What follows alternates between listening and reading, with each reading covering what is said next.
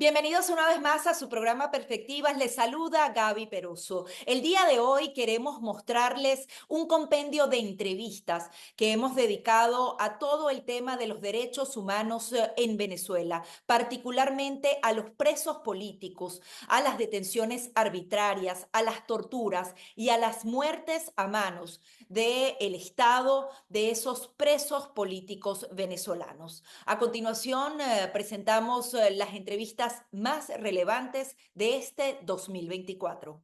Él quería hacer una reflexión respecto a las cifras de presos políticos. ¿Por qué?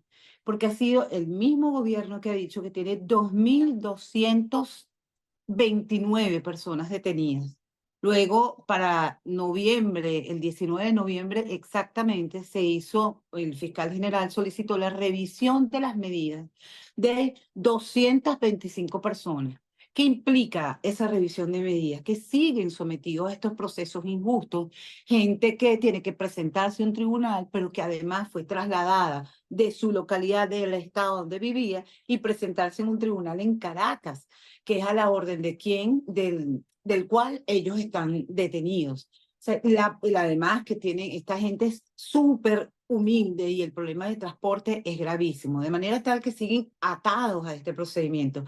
Pero simultáneamente, Gabriela, cuando se les da la libertad a varios de ellos, en el mismo momento se procede a la detención de otros que nosotros conozcamos. Entonces, hasta el momento, decir una cifra exacta, lo que hemos hecho las organizaciones de derechos humanos, que manejamos cifras, es decir, las que nosotros pudimos haber verificado. Una experiencia personal, vivida en el propio tribunal. Yo soy defensora de Yosida Vanegas, que es la mamá de Juan Carlos Monasterio. Y cuando la trasladaron al tribunal, la trasladan con 11 personas más. Y le pregunté, me dice, sí, yo los estoy conociendo. Yo no sabía que ellos estaban presos. Y por el caso Dron. Entonces, esas personas que nadie ve, que nadie conoce, que además están con defensores públicos, pues sencillamente no conforman la cifra de presos políticos en el país. Todos los días nos enteramos de extranjeros presos. Incluso de la cuenta que nosotros llevamos, estamos 20 personas extranjeras presos. El hablar de cifras a veces me inquieta desde el punto de vista humano, porque lo dejamos en un número y después vamos viendo las calamidades que sufren y el dolor tan grande que sufre cada uno de ellos, ¿no? En total, nosotros hemos contabilizado, bueno, ya te dije casi 3.000 es mi estimado.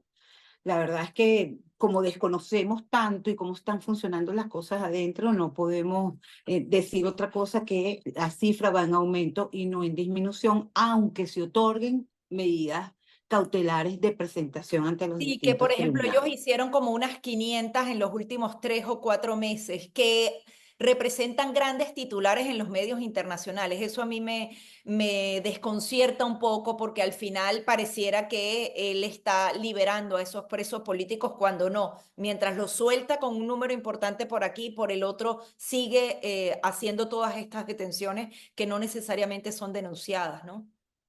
Es correcto. Y que muchísima gente no tiene acceso a los medios de comunicación para decir lo que están viviendo, a dónde han ido, que, mira, gente de barriecitos así, de pueblitos que nosotros venimos conociendo a estas alturas y ya han transcurrido desde el 28 de julio y 29 para acá muchísimo tiempo. Hay una señora, por ejemplo, que me enteré fue antes de ayer. Ella era como que testigo de las mesas y no sé qué, y fue la que leyó el resultado del electoral en Ciudad Bolívar. Y me entero antes de ayer que está ella con 4 mujeres más trasladadas a la cárcel de Cumaná. Y son tan humildes que para trasladarse de Ciudad Bolívar a Cumaná les ha costado, no tienen acceso a los medios de comunicación. Es sumamente difícil la situación, ¿no? Y de mujeres que les hayan dado la libertad, nosotros, porque el aumento fue de 30 que teníamos antes de los eventos postelectorales, esa cifra subió a 200 mujeres. Imagínate. Y luego le otorgaron libertad a algunas que nosotros hemos podido corroborar a duras penas porque se niegan de repente a dar información. ¿Qué es lo que está pasando con ellos? Bueno, omisión del derecho a la salud, no se les traslada. Y eso se refleja, por ejemplo, en Oswald González. Se enfermó, no lo trasladaron, mira lo que ocurrió. Se traduce en que los juicios se están haciendo rapidísimo, las condenas son brutales, son a 30 años. Unas condenas que además ejercemos recursos de apelación y las cortes sencillamente confirman lo mismo. Anunciamos casación y el Tribunal Supremo ni revisa, sino que esa sentencia queda finalmente confirmada. Entonces, eso va corriendo detrás de esto que nos tiene de verdad preocupados, atormentados, que son las violaciones a los derechos humanos más visibles en este momento. Volteas y entonces tienes el problema del rodeo 1. En el rodeo 1 hay cualquier cantidad de presos políticos, también hay presos comunes que cometieron delitos comunes, más que todo relacionados con criptomonedas, este tipo de detenciones que se produjeron a través del gobierno, que las vimos por la televisión con esta gente uniformada de anaranjado. Esos y los militares están presos en Rodeo 2. Ahí está un muchachito que es Wilder Vázquez con la condena cumplida. Wilder tiene 27 años de edad y lo mandaron a esa cárcel.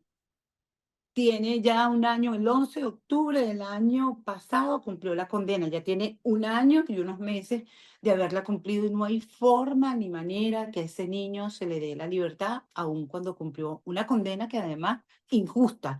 Pero ya vamos a dejar eso atrás, cumplió una condena, él debería estar en libertad. Las garantías del debido proceso están suspendidas, pues definitivamente, si no pueden tener defensa, no puedes tener acceso al expediente, no puedes designar a tu abogado privado, no puedes revisar la causa, no puedes presentar pruebas, no te puedes defender, entonces estás sometido a lo que ellos digan. Es que si se permitiera al menos ofrecer, le permitieran a la defensa pública al menos ofrecer las pruebas, bueno, no están allí, no estuvieran presos. Esas son las condiciones que tenemos. Hay casos que claman a Dios, el caso de la familia Alemán. Richard Alemán era un teniente de la Guardia Nacional con sueños de libertad, con grupo de WhatsApp, que aquí no se puede estar en un grupo de WhatsApp. Y bueno, definitivamente lo van a meter preso, lo vinculan al caso Gedeón, pero supuestamente iban a buscar unas armas a Puerta Morocho. Llegaron a su casa, no la encontraron y se llevaron a las dos hermanas para hacer el cuento corto, sin hacer referencia a las circunstancias que se produjeron allí en esa casa. Se llevaron a las dos hermanas, una de las cuales es enfermera, como se iban a llevar al papá, ella dijo, no, llévenme a mí. Es preferible que esté yo, mi papá, yo lo atiendo, yo soy enfermera, se les va a morir. Como en efecto murió Gaby. Murió al año de estar ellas presas, toda la familia, y se llevan al esposo de una de ellas que estaba durmiendo en su casa normal. Estas tres personas, las dos mujeres, Andreina y Yolimar Alemán, después que muere el papá y que tienen un año y medio presas en la DGCIN, les dan una medida cautelar de presentación frente al clamor de todos los medios de comunicación, de las organizaciones de derechos humanos que tratamos de hacer milagros con su caso, que es tan triste. Y bueno, el día que correspondió dictar la sentencia en el caso Gedeón, las condenan, están de libertad a 30 años, se las llevan presas de la sala de juicio y hoy en día siguen detenidas. Nos corresponde hacer una breve pausa, pero enseguida les seguiremos mostrando otras entrevistas fundamentales del trabajo que se está haciendo a través de la Corte Penal Internacional y a través de las organizaciones no gubernamentales para liberar a todos los presos políticos de Venezuela. Continuamos con más de su programa Perspectivas, analizando el por qué la Corte Penal Internacional está analizando crímenes de lesa humanidad en Venezuela. Les mostramos algunas de las entrevistas destacadas de este 2024. Saludos a todos los que ven BPI TV. Muchísimas gracias por ser nuestra voz todo el tiempo de los venezolanos, de los torturados, de las víctimas de este régimen que, bueno, que no ha descansado en la persecución política en Venezuela. Nosotros estamos aquí en la Asamblea de la Corte Penal Internacional trayendo víctimas para que cuenten sus historias, para que cuenten lo que significa tener un padre o una madre secuestrada por el régimen, sin tener fe de vida de ellos, sin tener acceso a ellos. Tenemos un evento aquí dentro de la Asamblea de Estados Partes con otras organizaciones de derechos humanos venezolanas y donde justamente le traemos a la Fiscalía, a la Corte Penal Internacional estos testimonios, que sepan que nosotros los venezolanos estamos viviendo el peor periodo de persecución política de nuestra historia, que nosotros nunca hemos tenido que ir a un periodo donde entre nuestros líderes tienen que estar escondidos porque en el momento que salen son detenidos, que la única razón por la que no hay una masacre es porque el liderazgo actual ha escogido puntualmente cuándo se protesta y cómo se protesta, porque en tan solo 48 horas asesinó al régimen, en las primeras 48 horas, después del 28 de julio, el régimen asesinó a más de 20 venezolanos. Nosotros estamos aquí alzando la voz por Venezuela y nos llena de, al menos nos complace saber que el fiscal Karim Khan le dio un ultimátum al régimen venezolano el día de ayer. Finalmente le dice que el tiempo para seguir investigando los crímenes de lesa humanidad en Venezuela al régimen se le acabó. Para que ustedes entiendan un poco cómo funciona la Corte. La Corte solo puede hacer una investigación y avanzar en su investigación si no hay procesos de justicia genuinos en los países. Por eso es que justamente la Corte tiene la obligación de darle un tiempo especial a ver si el Estado demuestra que hay investigaciones o no. Y el día de ayer el fiscal le dijo al régimen de Nicolás Maduro que su tiempo para seguir demostrando esto ya se acabó.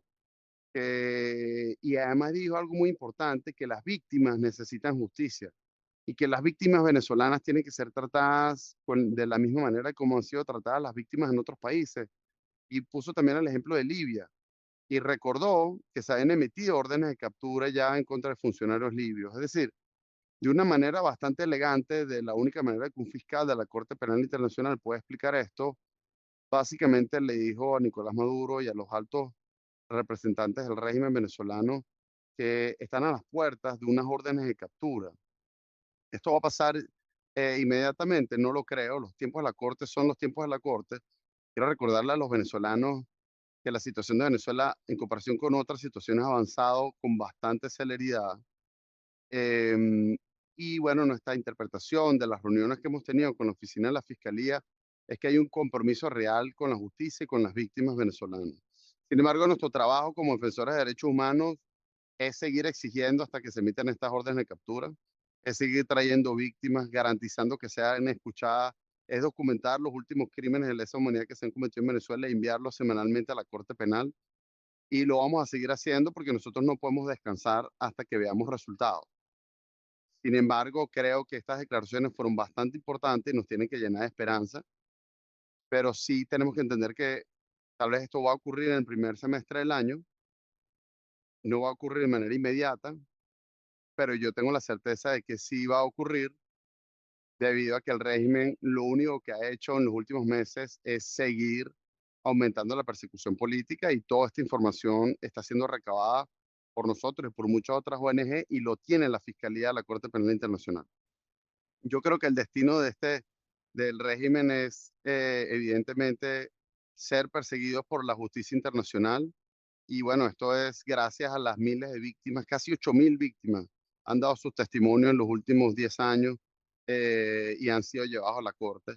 Y bueno, todos nos gustaría que estas acciones fuesen mucho más rápidas, pero creo que para los tiempos de la corte podemos estar satisfechos con las acciones que se ha tomado hasta ahora de la Fiscalía y esperamos que entonces salgan estas órdenes de captura más pronto que tarde.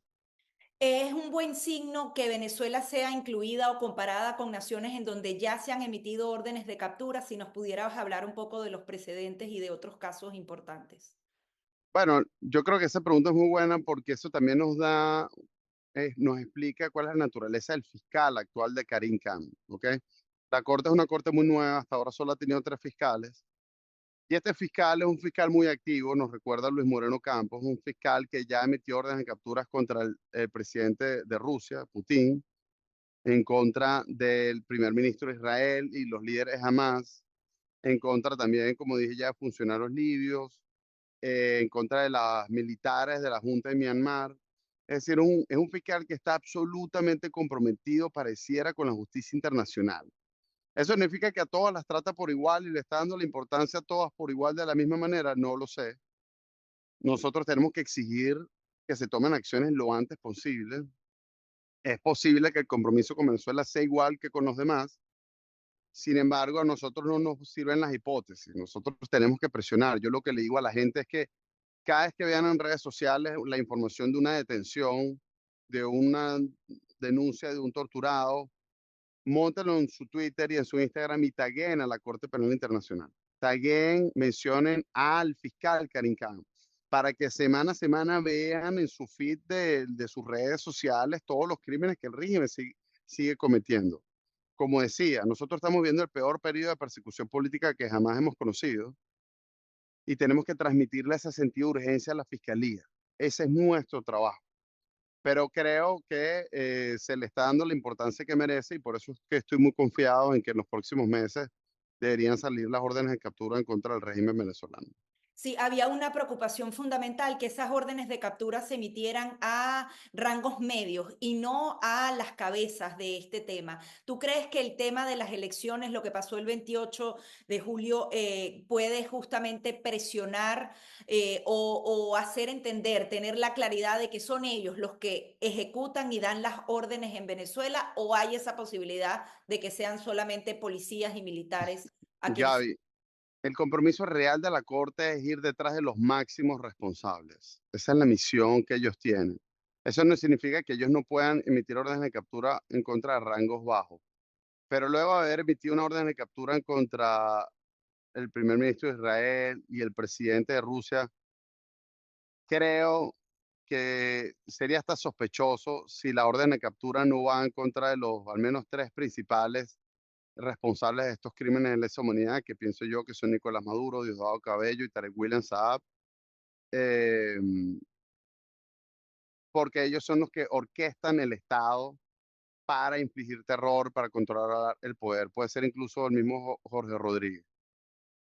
Así que las órdenes de captura tienen que salir en contra de algunos al menos de estos cinco perpetuadores, porque son los máximos responsables. Es lo que ha hecho el fiscal hasta ahora, ha ido siempre por quienes crean estos crímenes de lesa humanidad. Luego, más adelante, emite algunas órdenes de captura a rangos medios, pero estas deberían ser las características de esa orden de captura. En efecto, esta es una reunión importante, es la sesión de países miembros de la Corte Penal Internacional, donde esta Asamblea General permite que el testimonio de defensores de derechos humanos, pero también de víctimas, se pueda escuchar y que tanto el equipo de investigación de la Fiscalía, además de los miembros de la Corte Penal Internacional, escuchen los argumentos de las víctimas, de los defensores de derechos humanos, para que se tomen en consideración y se pueda acelerar este proceso. Evidentemente, para los defensores de derechos humanos, para las víctimas, la petición es muy clara, la imputación de las cadenas de mando que han cometido crímenes de lesa humanidad, y ese es el trabajo que están haciendo desde el punto de vista técnico todas las organizaciones. Debo decir que aquí hay una gran cantidad de organizaciones de derechos humanos de todas partes del mundo, y de Venezuela también las hay, defensores de derechos humanos que se han dedicado exclusivamente a luchar por la reparación de las víctimas, porque sean enjuiciados y que evidentemente todo esto empiece por la imputación a los altos funcionarios que han cometido crímenes de lesa humanidad. Evidentemente, para todos es un deber cuidar la integridad del proceso judicial, cuidar aquellos elementos que por razones estratégicos no se pueden comentar. Sin embargo, es importante que sobre todo las víctimas sepan, los familiares de las víctimas mortales, los familiares de los presos políticos, que tanto defensores de derechos humanos como quienes hemos sido víctimas y nos hemos abocado a la lucha por los derechos humanos, estamos haciendo toda la incidencia posible, incluso apoyando a quienes tienen todavía mucha más experiencia y quienes quieren que se haga justicia en Venezuela, para que los testimonios lleguen y para que la comunidad internacional pueda escuchar la verdad de lo que ha pasado en Venezuela, no solamente desde que se inició este proceso, sino además de lo que ha pasado a partir del 28 de julio, donde ha aumentado en un 500% la cantidad de detenciones arbitrarias, de desapariciones forzadas. En este momento hay 24 personas que están bajo la figura de la desaparición forzada. No se sabe dónde están, tanto venezolanos como extranjeros, pero además de eso hay denuncias de tratos crueles, inhumanos, de tortura, y estas son las cosas que estamos denunciando acá en esta sesión, incluso acompañando a venezolanos que en Países Bajos han venido hasta acá, hasta la puerta, para extender una bandera de Venezuela gigantesca, justo al frente de la embajada que da como coincidencia al mismo centro de reuniones donde estamos presentes, que nos parece genial para que también escuchen aquellos que apoyan a los perpetradores, que los venezolanos en todas partes del mundo estamos apoyando a las víctimas, que estamos siendo la voz de los que están presos, que estamos siendo la voz de quienes están detrás de los fríos barrotes de las cárceles, de los 17 centros de tortura clandestinos que hay en Venezuela, y de todos los familiares de las víctimas mortales que hay en Venezuela, porque no podemos quedarnos callados frente a esta terrible injusticia que pasa en Venezuela. Sergio, cuando alguien... Creo, Gaby, que es importante decirle que hay una buena voluntad por parte de los técnicos que acá se encuentran por escuchar, por incorporar la visión de los defensores de derechos humanos y de las organizaciones que han venido levantando información técnicamente bien levantada para aportarlos a estas investigaciones. Estas investigaciones son lentas, la justicia internacional es lenta, pero gracias a Dios las organizaciones que se encuentran acá reunidas lo están haciendo de una forma muy técnica, muy seria, con mucho respeto por las víctimas, con mucho respeto por la integridad del proceso judicial para precisamente garantizar que la reparación llegue a tiempo y llegue, ¿no? Sí, justamente esos técnicos, ¿qué tipo de detalles consideran para que no solamente sea violación de derechos humanos, sino que sean crímenes de lesa humanidad? Lo que describen y lo que, por ejemplo, están viviendo hoy los presos políticos venezolanos que siguen en las cárceles del país. ¿Qué destacarías? ¿Por qué el caso de Venezuela llega a un nivel máximo donde se tienen que dar órdenes de captura? Bueno, porque son delitos que se han cometido de una forma masiva, hay denuncias suficientemente claras, está claramente establecidos los patrones de persecución, los patrones de tortura, están claramente establecidos varias cadenas de mando involucradas, hay suficientes elementos probatorios de interés criminalístico internacional para que la justicia pueda perseguir a aquellas personas que ya han pasado. Debo decir que en el último año, año y medio, se han hecho muchísimas entrevistas para poder buscar esos elementos que den soporte a estas acusaciones y que den soporte a lo que esperemos que se traduzcan en imputaciones a personas que claramente han sido señaladas por una multiplicidad de víctimas como perpetradores de derechos, de crímenes de lesa humanidad. Estos delitos además se han multiplicado. Es importante decir que después de que se inicia esta investigación, se aumenta, como ya te había dicho, en 500%. Eso quiere decir que cuando inicia esta investigación, cuando el fiscal de la Corte Penal, Karim Khan, inicia esta investigación, apenas habían 260 presos políticos y hoy en día lo hemos visto multiplicado por 5. Esto quiere decir que hay suficientes elementos de convicción para que estos pasos se den. Sin embargo, la justicia internacional, los convenios que hay en materia procesal penal internacional, tienen unos lapsos, tienen unos procedimientos y esos hay que respetarlo. El tema de lo que está realizando la oficina en Venezuela tiene que seguir haciéndose a pesar de que para las víctimas, para todos los que hemos pasado por este proceso de como víctimas en Venezuela y para los defensores de derechos humanos y para los que están ahorita presos, es un proceso largo y tortuoso. Sin embargo, son procedimientos que en todos los casos tienen que darse. Nosotros, de alguna forma, damos bienvenida a este discurso de ayer del fiscal. Sin embargo, consideramos que llega tarde, que llega un año tarde, que consideramos que la paciencia, en efecto, como dijo el fiscal, se le acabó, pero se le acabó tarde, debió haberse acabado hace tiempo, porque los días que se ha tardado se traducen en víctimas en Venezuela.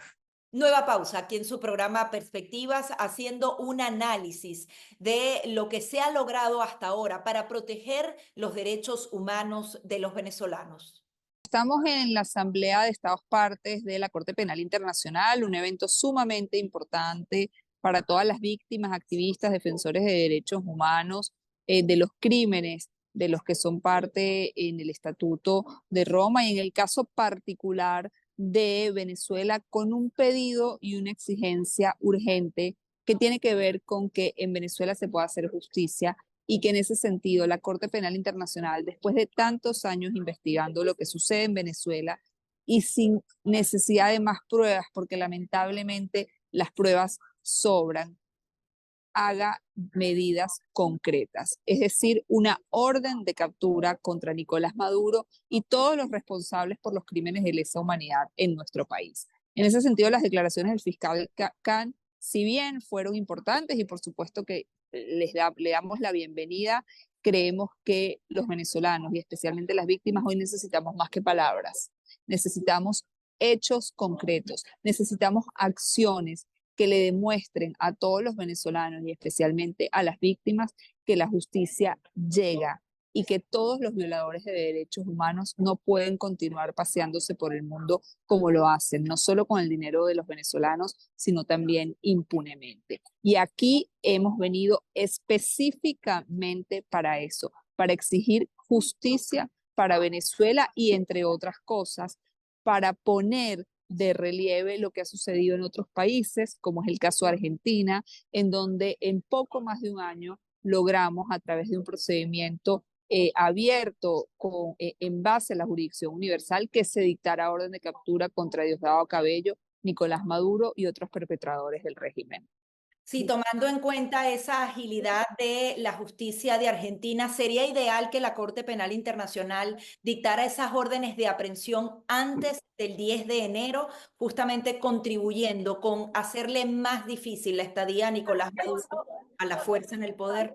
Sin lugar a dudas, Gabriela, la Corte Penal Internacional, específicamente la Fiscalía, continúan parándose en la complementariedad. Es decir, ellos esperan que el Estado venezolano colabore con la investigación y con la justicia en relación a las víctimas y a los crímenes de lesa humanidad cometidos. Eso no va a suceder y no va a suceder especialmente mientras esté en el poder una dictadura como la de Nicolás Maduro.